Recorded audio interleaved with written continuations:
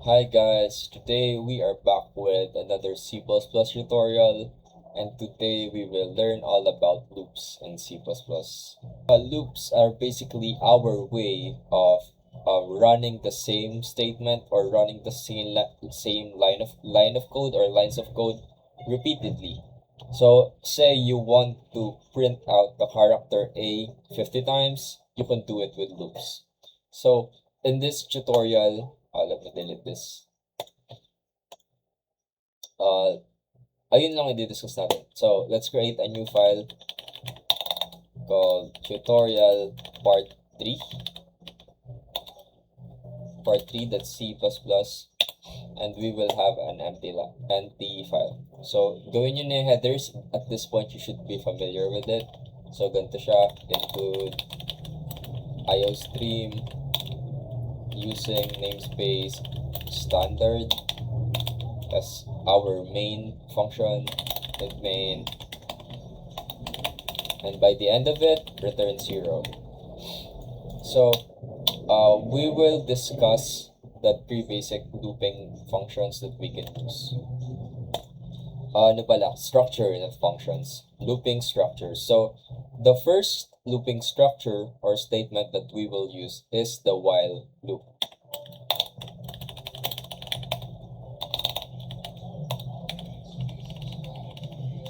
So, ano ba yung while loop? Ganito siya ginagamit. While, tapos, open and close parenthesis, dito mo ilalagay yung parameter mo, boolean parameter. Ayun yung ilalagay mo dyan. Boolean, basically, these are data na nagko-contain lang ng dalawang posibleng values. Alin ba yun? Yung mga values na yan ay either true or false. Ayun yung boolean. So, yun lang yung ilalagay mo dito. Sa loob na to. Tapos, open and close curly braces, dito may susulat yung mga codes na gusto mong i-run niya na paulit-ulit. So, say, gawa tayo ng variable. Character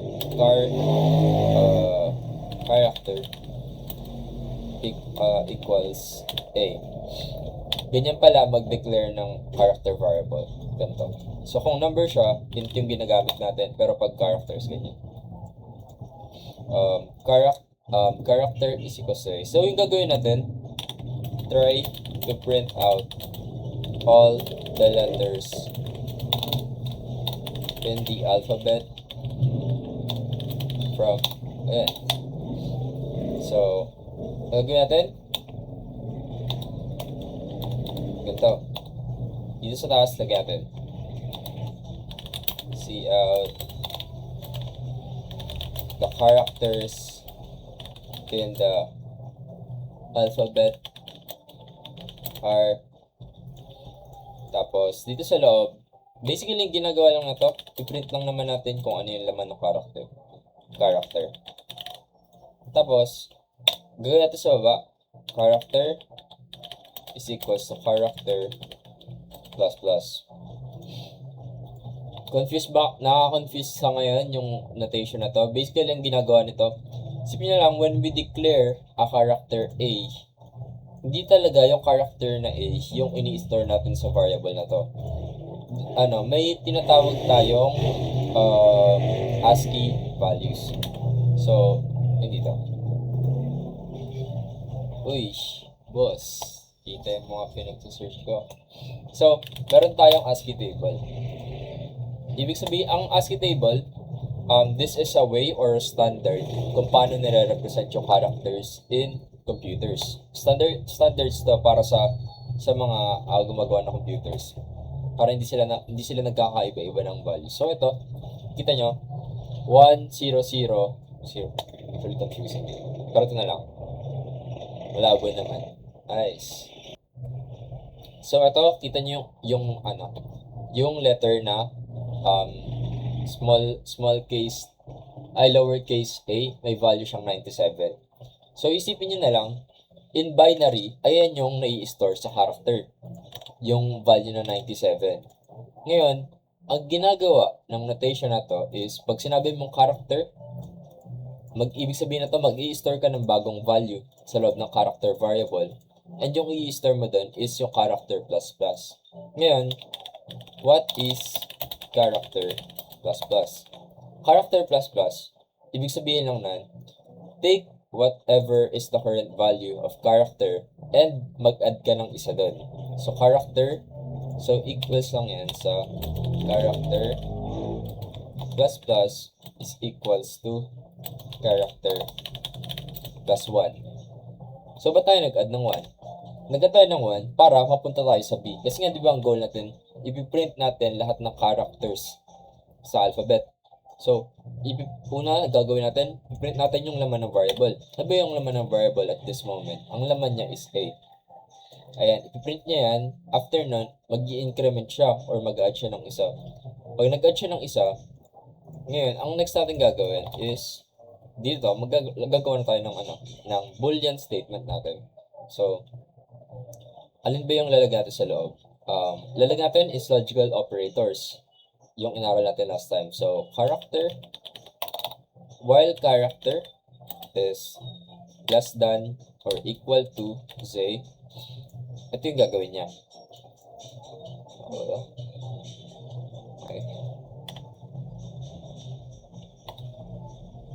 Okay, never mind.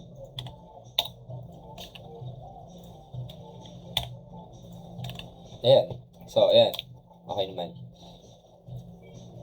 Ayan, gagawin niya lang basically, di ba nag-declare tayo ng ng variable for a character which is yung letter A. Ngayon, pagpasok niya, di ba nagra-run lang C++ line by line pababa. So una niyang gagawin, piprint niya tong line na to. The characters in the alphabet are yung ito na. Next na magra-run na yung code na to. So ang una niyang gagawin, i-take niya yung character variable, i-compare niya. Mas mababa, actually mali yan, ganyan dapat. Is character, the value of character, less than or equal to Z. While less than or equal yan, i-run niya yung code na to ng paulit-ulit. Kaya tayo nag-i-increment para ma-print yung mga succeeding letters after ng 8. So, after ng isang addition, di ba laman ng character variable natin yan is 97. After nang i-execute yung line ng code na to, magiging siya, 98. Then after 99, gagawin niya yan ng paulit-ulit hanggang yung statement na to is magiging false. Kailan ba yung magiging false?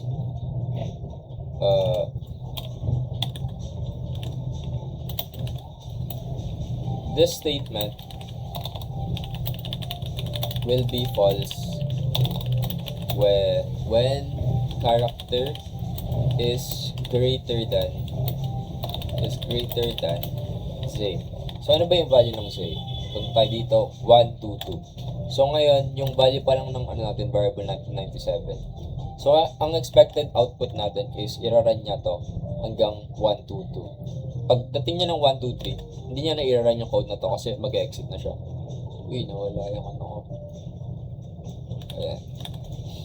Okay, try nga natin. Ito, mag-ano na tayo para malinis yung format. Print tayo ng new line with each iteration.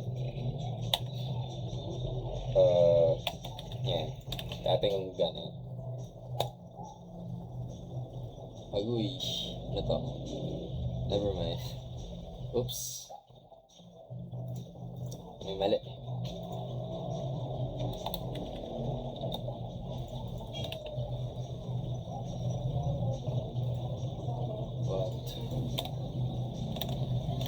Wait lang. Okay, nakita ko na yung mali. So, notation natin yung ganito. It works on integers but not on characters pala. So, instead of plus plus, which ito lang din naman yung ginagawa niya, yan yung gamitin natin. Huwag yung plus plus. Gumagana yan pag integers pero pag I think characters ayaw niya. So, ayan, try natin siya i-run. Delete natin lahat ng terminals para malinis. Tapos try natin yan. Ayan. So yun, makita natin. Wait lang. Palaking ko to. The characters in the alphabet are A, B, C, D, E, F, G.